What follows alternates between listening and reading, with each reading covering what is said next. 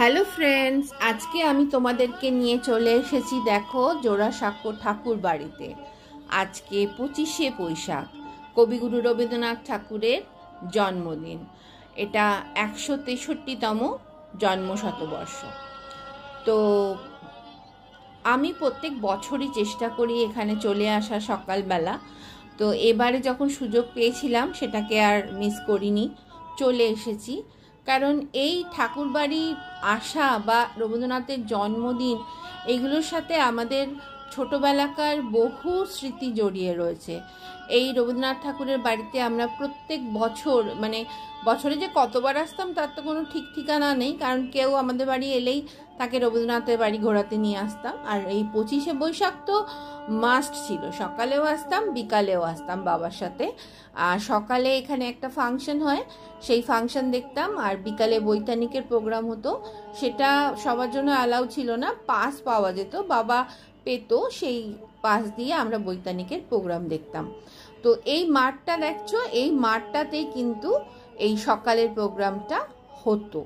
এবং এখানে প্রচুর নামি দামি মানুষকে আমি এখানে গান গাইতে শুনেছি, বা ভিভাল স্যারের মতো মিউজিশিয়ানদেরও বাজনা বাজাতে আমি এখানেই শুনেছি রবীন্দ্রনাথ ঠাকুরের বাড়িতে।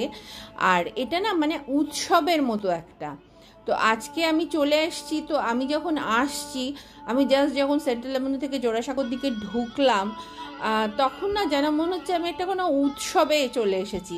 সবাই সুন্দর করে শাড়ি পরে, মেয়েরা মাথায় ফুল লাগিয়ে সেজে গুজে, ছেলেরা পাঞ্জাবি পরে, একটা অন্য রকমের না একটা ভাইবস চলে আসছিল। সেই ছোটোবেলাকার কথা মনে পড়ে যাচ্ছিল। দেখো এখানে রবীন্দ্রনাথ ঠাকুরকে মালা পরাচ্ছে, তবে এই জিনিসটা আমার এবারে পছন্দ ঠিক হলো না। কারণ এর আগে ছোটোবেলায় যতবারই দেখেছি, বা এর আগেও দেখেছি, সবাইকে ওর উপরে অ্যালাউ হতো না ওঠা। তো এবারে দেখছি সবাইকেই উঠতে দিচ্ছে। যাই হোক, তো চলো তোমাদের ভেতরটায় নিয়ে যাই, ঠাকুরবাড়ির ভেতরটাতে। এই যত ঢুকছি তত ছোটোবেলাকার বিভিন্ন কথা মনে পড়ছে। এই দেখো ডান দিকের যেখানে চেয়ারগুলো রাখা আছে, এইখানটায় সন্ধেবেলা বৈতানিকের প্রোগ্রাম হতো প্রত্যেক বছর। দ্বিজেন মুখোপাধ্যায়, হেমন্ত মুখোপাধ্যায়, এরকম অনেকজনকে আমি এখানে দেখেছি বৈতানিকের প্রোগ্রামে। তো এবছর এই দিকটা প্রোগ্রামটা হচ্ছে না, দেখো ঠাকুর দালানের দিকে প্রোগ্রামটা হচ্ছে। তোমাদের বাড়িটাও একটু ঘুরিয়ে দেখাচ্ছি, কারণ এই বাড়িটা যতবারই দেখে ততবারই ভালো লাগে, এবং পুরনো হয় না এই বাড়িটা আমার কাছে কোনো দিন। তো যাই হোক, তোমাদের সাথেও শেয়ার করছি। আর তোমরা কে কে এখানে এসেছো, বা বৈতানিকের প্রোগ্রাম দেখেছো, বা অন্য প্রোগ্রাম দেখেছো, সেটা কমেন্ট করে আমাকে জানাতে ভুলো না। আর এবারে আমি যেটা করলাম সেটা হলো যে আমি বহু বছর পরে এই দোতলায় উঠলাম রবীন্দ্রনাথ ঠাকুরের বাড়িতে, যেখানে একটা সংগ্রহশালা ছোটোখাটো বলা যেতে পারে একটা বানানো হয়েছে, যেখানে রবীন্দ্রনাথ ঠাকুর থাকতেন সমস্ত কিছু। তো সেইখানে আমি অনেক বছর পরে, লাস্ট কবে উঠেছি আমার এখানে মনে নেই, তো সেটাও আমি যতটুকু পারছি অল্প অল্প তোমাদের সাথে একটু শেয়ার করছি ছবি তুলে। তো তোমাদেরও আশা করি ভালো লাগবে। এখানে বিভিন্ন রকম জিনিসপত্র আছে, পারলে একদিন চলে এসে দেখতে পারো, এবং এমনি দিনেও এখানে ঢুকতে দেয়, তবে একটা টাইমিংস আছে, অনলাইন সার্চ করলেই সেটা পেয়ে যাবে। খুব সুন্দর সুন্দর এখানে রবীন্দ্রনাথ ঠাকুরের জামা কাপড় থেকে আরম্ভ করে বই খাতা সমস্ত কিছু আছে। এটা ওনার শোবার ঘর, মানে খুব সুন্দরভাবে সাজানো, মেনটেন করা, এগুলো খুব ভালো লাগে। আর 25শে বৈশাখের দিন সারাদিন এটা খোলা থাকে, সারাদিনই এখানে উপরে উঠা যায়। তো আমিও একটুখানি আমার সেই স্মৃতির সাথে আরও একটু জড়িয়ে নিলাম, বিভিন্ন জায়গায় বিভিন্ন মুভমেন্টে ছবি তুলে, মুহূর্তের কিছু ছবি আমি আমার সাথে রেখে দিলাম, যাতে এই 24শে রবীন্দ্রনাথের বাড়িতে আসাটাও যেন আমার মনে থাকে। তো এইগুলো হলো, দেখো এটাও একটা মিউজিয়াম, এখানে বিভিন্ন লেখা, ছবি, রবীন্দ্রনাথ ঠাকুরের সমস্ত কিছু আছে। আর আজকে জানো তো আমি এখানে এসে সব থেকে যেটা মিস করছি, আগে যখন আসতাম তখন বাবা না সমানে বলতে থাকতো এইখানে এটা করতেন, এখানে রবীন্দ্রনাথ এটা করতেন, এইখানটা এই জন্য, ওখানটা ওই জন্য, মানে সেই শুনে শুনে না এখন যেন মুখস্থ হয়ে গেছে। আমি নিজে যখন একা একা ঘুরে বেড়াচ্ছি, বাবাকে তো অবভিয়াসলি মিস করছি, কিন্তু একের পর এক কিন্তু সেই কথাগুলো যেন কানে বাজছে। তো আমি আজকে ওই রবীন্দ্রনাথ ঠাকুরের বাড়ির উপরে ওঠার পরে পেছনে সিঁড়ি দিয়ে বের করছে, তো বের করে আমি মানে আমাদের যেদিকে স্কুল ছিল রবীন্দ্রনাথ ভারতীর যে দিকটা হোস্টেল সেদিক থেকে বের করলো, তো আমাকে আবার এদিক দিয়ে ঘুরে আবার রবীন্দ্রনাথ ঠাকুরের বাড়িতে ঢুকতে হচ্ছে। যাই হোক, চলো আবার যাই। দেখো এই যে মেলাটা বলছিলাম না, এই মেলাটা এইখানে বসে, আর যেই মেলাটা যেখানে বসতো সেই জায়গাটাতেই বাঁদিকে প্রোগ্রামটা হচ্ছে। চলো একটু তোমাদের প্রোগ্রামটাও দেখিয়ে নিয়ে আসি, আর আমিও একটু বসে কবিতা গান শুনি।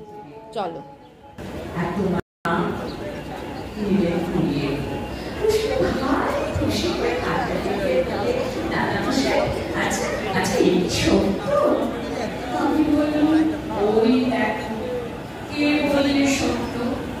আমি সত্যিকে মানি, এগুলো আরো সত্যি। আচ্ছা, আমি কি পরিস্থানে ফিরে যেতে পারবো না? আমি বলি পারতেও পারো, যদি তোমার স্বপ্নের পানে পরিস্থানের হাওয়া এসে লাগে।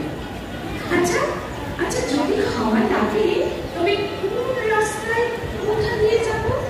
সে কি যত কাছে তুমি আছো আর আমি আছি, ওই বিছানার বাইরে যেতে হবে না। আর একদিন জানলা দিয়ে পরিবেশে জ্যোৎস্না, এবার যখন তুমি তাকিয়ে দেখবে বাইরে, তোমার আর সঙ্গীত হবে না। তুমি দেখবে জ্যোৎস্নার স্রোত বেয়ে মেঘে মেঘে আলোটুকু এসে পৌঁছেছে, কিন্তু তুমি যে পরি হয়েছ, তোমার লোভে না। এখন তুমি আমি সেই আরো সত্যির কান্দারি।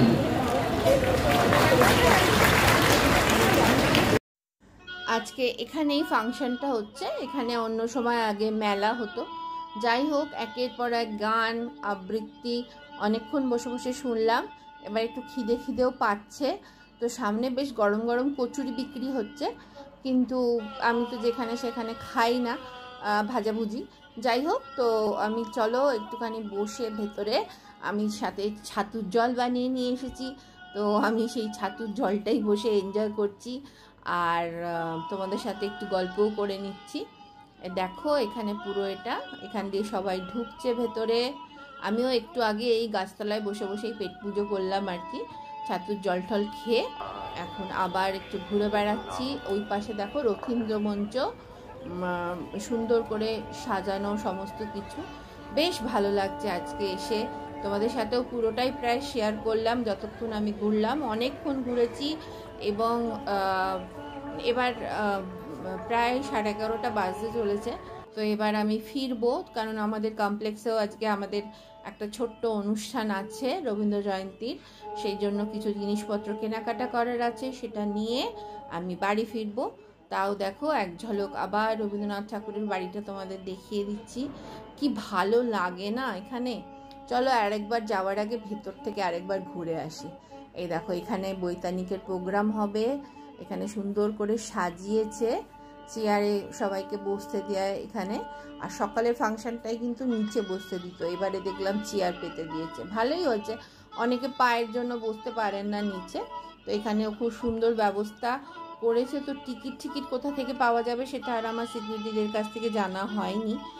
তাও যাই হোক, দেখো তোমরা কীরকম লাগলো কমেন্ট করে আমাকে জানিও। আমি তো আজকে ভীষণভাবে এনজয় করলাম, আর এই বৈতানিকের প্রোগ্রামের সাথে যেন আমি ওতপ্রোতভাবে জড়িত।